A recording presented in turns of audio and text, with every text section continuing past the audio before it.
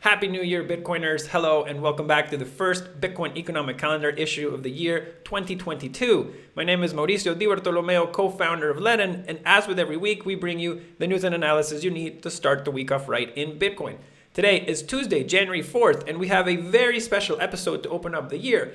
In today's issue, we're going to start by comparing retail and institutional investor behavior in Bitcoin markets throughout the last year, throughout 2021, how that shifted and where it could be headed into 2022. Second, we're going to be looking at the S&P 500 returns for 2021 and comparing that to the return of the top hedge funds in the world. Only 3 hedge funds outperformed the S&P 500 last year. We're going to look at some implications that could have into crypto markets. And lastly, we're going to spend our DeFi section today doing a deep dive into NFTs and how they could be different instruments for investors than layer 1 or layer 2 assets. So grab your coffees, everyone. It's going to be a great one. So starting as we usually do with Bitcoin, first off, we want to wish a happy birthday to Bitcoin. 13 years ago yesterday, the Bitcoin Genesis block was mined, and we're going to share some really fun facts about the Genesis block in our What's Ahead section later today. But checking in on price, we see that Bitcoin dropped last week. It was finished the week down 6.77%. And we see that this week it's been essentially flat as the market slowly comes back from the holidays. Currently, it's trading at $47,310. Now, going back to Bitcoin's performance, as we discussed, Bitcoin last year had the best annual performance of all major asset classes in 2021. For a third straight year, Bitcoin has been the best performing major asset class. And this chart, courtesy of Charlie Bilello, is essentially displaying and comparing Bitcoin's 66.5% annual return and showing that it surpassed the next best performing asset class, which was commodities, by a factor of 25.1%. So again, to see the year-to-date return of the Bitcoin is 66.5, commodities 41.4. So Bitcoin outperformed by a factor of 25% plus. Just to put that in context, the entire S&P 500 went up by essentially 26% over the last year. So Bitcoin essentially outperformed the next major asset class by a long shot. This stellar performance that Bitcoin has been having has drawn the attention from institutional investors. This is something we've been covering throughout the year last year. And they have gotten much more involved in the digital asset space over the last year. On-chain data confirms that they have been playing an increasingly important role in Bitcoin's price discovery process during the last 6 months. And this point is perhaps best exemplified by the following 4 charts, which were shared by Bitcoin on-chain analyst Will Clemente last week. The first chart we're going to show here on this front is Bitcoin transaction fees. So as you can see from the chart on your screen, we can see how Bitcoin transaction fee revenue suffered a steep drop here in late April/May of 2021. And this transaction fee revenue has not bounced back when price did in August. This highlights that the demand for block space on the chain has dropped since that time.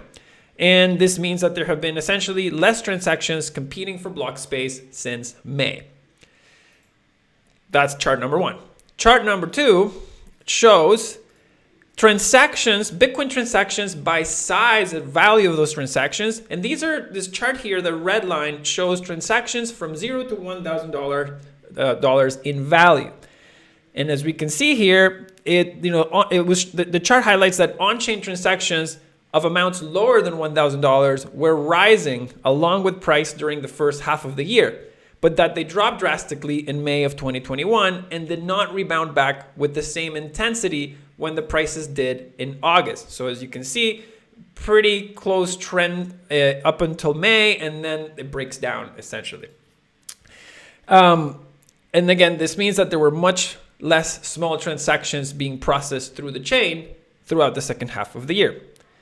The third chart we want to share is transactions by size. Again, the value of these transactions, and these are from $1,000 to $10,000 in value. And again, similar to the chart that we just showed, the previous one, this highlights that transactions valued between $1,000 and $10,000 in size dropped significantly after May of this year and did not bounce back when the price did in August. And again, this means that there were just a lot less transactions in that size range from 1 to 10K that were being processed through the chain through that second half of the year.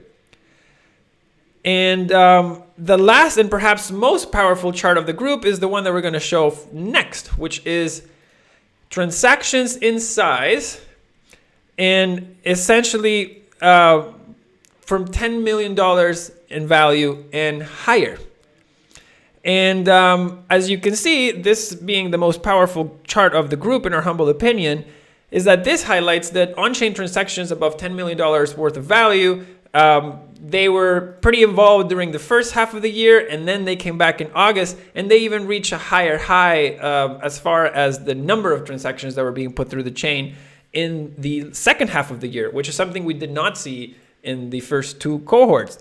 So again, the difference between the three cohorts in value of transactions is staggering, and it shows just how much the demand profile for Bitcoin has evolved over the last 12 months, shifting between retail and institutional investors.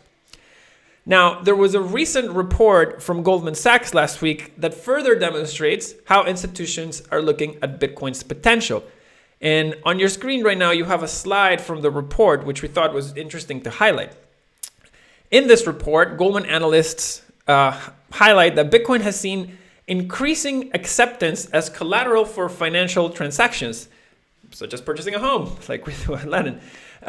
And that Bitcoin is unlikely to be used for commerce and payments for volatility and tax reasons. And again, this has led in some ways to the big explosion in popularity of Bitcoin financing products, such as our Bitcoin-backed loans, where people can essentially access financing without selling their Bitcoin to get the capital they need to spend, and it's much more effective from a tax standpoint. The slide that you have on your screen also goes on to present an illustrative market opportunity by comparing Bitcoin to gold. It shows that Bitcoin has 100 million global users versus gold, which has over 500 million. And Goldman indicates that Bitcoin has the potential to reach 4 billion users, and its market cap could potentially grow up to 10 times in order to match that, that market cap of gold. Now, while retail interest seems to have rotated to more speculative assets, institutional investors still seem to be captivated by Bitcoin's narrative as digital gold, deep liquidity, and much clearer regulatory framework. More on this in our DeFi section later today. Moving over to the S&P 500 and US equity markets, we see that the S&P 500 capped off the year with gains of 26%, and we're just going to put here, just show you on the graph, how drastic these gains are for the S&P 500. So 26.77%, just north of 26% for the S&P 500. And as with every year, analysts were very quick to provide comparisons on how most hedge funds fared versus simply having invested in the S&P 500 index. We're going to show you that chart briefly, and we believe that chart speaks volumes. This is the chart we're looking for here. So here are the top hedge funds in the world, and these are their annual returns, year-to-date returns. So as you can see, only the first three hedge funds show a return north of 26%. So only three hedge funds in the universe of hedge funds did better than simply investing in the S&P 500. The vast majority of them underperformed the S&P 500 index. And in fact, over the last 10 years, the S&P 500 has outperformed the average hedge fund. And this is the chart right here that shows exactly that. The phenomenon has given rise to this passive investing trend, which has contributed to the popularity of ETF funds over the last decade. Now, this is also an important topic of discussion because it highlights the difficulty of active stock picking. This drives home the fact that stock pickers have a very hard time outperforming the market consistently, although some of them can have very strong outlier years of performance. With the universe of investable digital assets growing so exponentially, this passive investment trend could be something that we see emerge in crypto in the near future. Now, in terms of where we could be headed, yields on US Treasuries seem to have started the year out with a bang to the upside. Let's take a look at those. This here is the yield on the 10-year note. Like, look at these vertical lines. So far this year, it is up 10.26%, the yield on the 10-year note. So, the number to watch here on the yield on the 10-year note. So as you can see, what many analysts have highlighted as the tipping point for the yield on the 10-year note is 1.75%, this 1.75% interest. And you can see here why. It's because it's the last high of this current range that we've seen since essentially the pandemic started. And so the number to watch for the yield on these 10-year notes is it reaching this 1.75% interest, as many analysts are signaling that as the tipping point where bond yields could cause the markets, the equity markets, to turn south. So currently, this yield on this 10-year note stands at 1.66%. And just to put it in context, just on December 20th, this yield was at 1.38%. So we're talking quite a meaningful rise in just a matter of weeks. If we just do the measurement here, we're talking about a 22% rise in the yield in just a matter of 3 weeks. So it could be that we get to that 1.75 level faster than many believe. More on this in our What's Ahead section. Moving over to gold, we see that last week Nikkei, in Asian or Japanese newspaper, ran a story highlighting the fact that central banks across the world are increasing the amounts of gold that they hold in foreign exchange reserves. Now, in the article, they describe how the amounts of gold held by central banks has reached a 31-year high in 2021. And one of the quotes that was interesting from the article was that in the first 9 months of the year, Thailand bought some 90 tons of gold, India some 70 tons of gold, and Brazil some 60 tons of gold. This is the line right here. There are a few interesting hypotheses that we can drive from this. For one, it's interesting to note that gold's price performance was very poor, minus 4% for the year, in a year where central banks were purchasing it at record levels. This means that other investors must have been selling it at record levels as well and buying something else. The other hypothesis is that central banks are worried about currency debasement and they're actively exploring ways to preserve the value of their reserves. Now, this may lead many to explore Bitcoin in the near future. Going back to gold, in terms of what we could expect, the rising yields on the 10-year notes, as we know, basically improve the real return of US Treasury bonds. And when this happens, there is some pressure or headwinds on gold. So as this trend is likely to continue with the Fed looking to fire in all cylinders, gold could be under pressure for the upcoming weeks. And moving over to our DeFi section, in today's DeFi section, we wanted to dive into the explosive popularity of NFTs and how they could be different from layer 1 or layer 2 protocol assets. Before we do that, just checking in quickly on the FTX DeFi index, we saw that it dropped 4.35% last week, and right now it's sitting pretty much flat, the same way as very similar to where Bitcoin has been so far this week. Now, back to NFTs and our deep dive.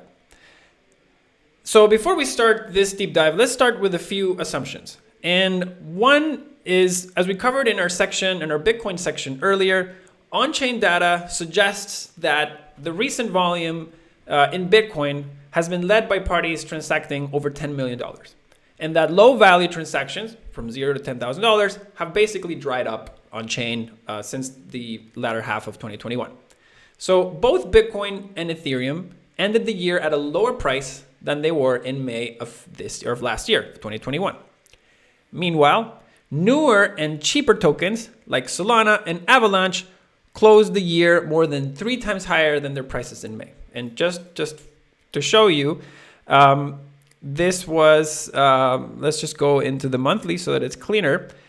And we see that this is where Avalanche was in May.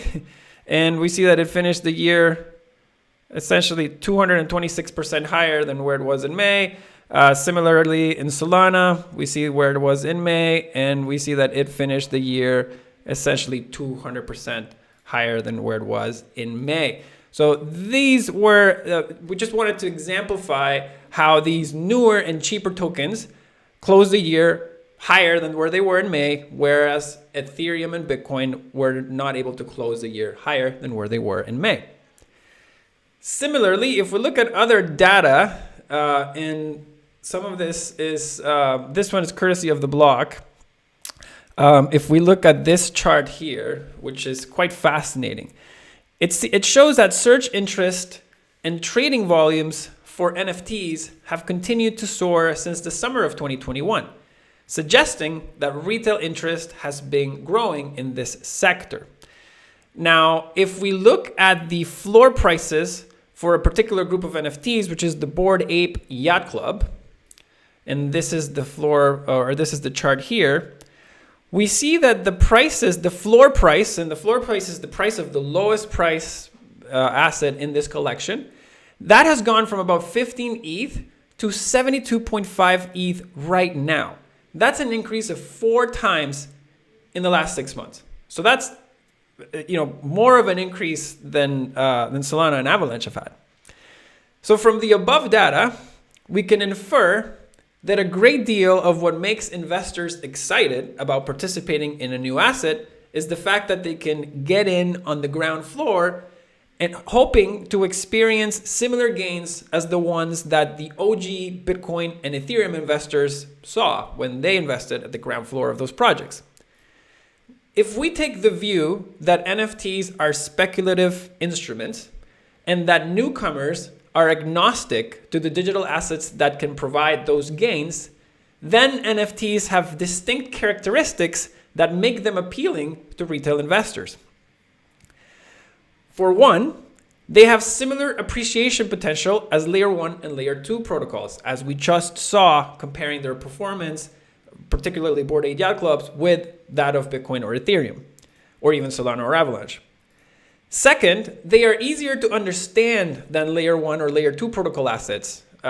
Layer 1 protocol assets are Layer 1 protocols and their assets are very complex to understand, and Layer 2 project tokens can also be very complex and difficult to understand, whereas art is much more subjective and potentially much easier to understand for somebody that is not familiar with crypto. Now, the third piece that makes them very different, is that buying them can provide a sense of identity and community.